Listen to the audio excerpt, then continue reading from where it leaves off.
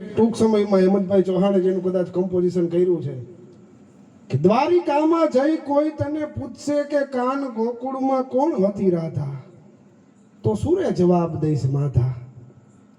તારું તે નામ તને યાદ નહોતું ને તેથી રાધાનું નામ હતું ઓઠે. ઠકરાણા પટરાણા કેટલાય હતા તોય રાધા રમતી હતી સાત કોઠે. રાધા વીણ વાસળીના વેણ નહીં વાગે, આવા સિદ્ધને સોગંદ ખાતા, તો સૂર્ય જવાબ દઈશ માતા. ગોકુળ મથુરા વનરાવન દ્વારિકા, આ તો મારા પૈંડે પહેરવાના છે વાઘા.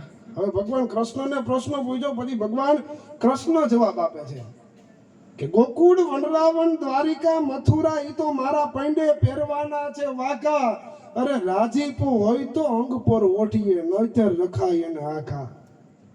આ સઘળું સંસાર મારે સોળે શણગાર છે, અંતરનો આતમ એક રાધા.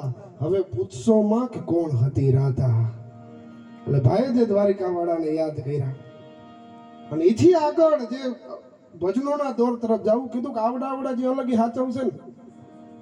એક હોલાને જોઈ અને કવિ અહીંયાથી નીકળે ને કવિ હોલાને જોવે પ્રશ્ન પૂછવાનું એને થયું.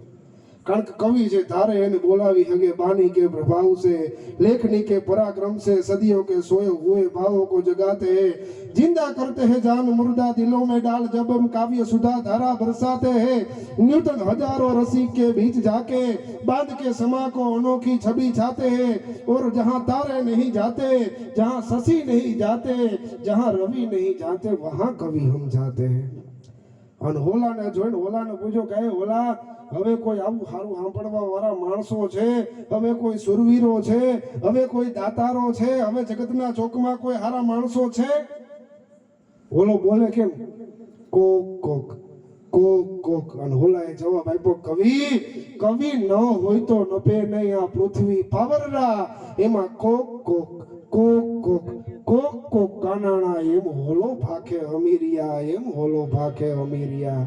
એવા કોક કોક માઠુડા પડ્યા છે એટલે આ ધરતી એમને નભી રહી છે.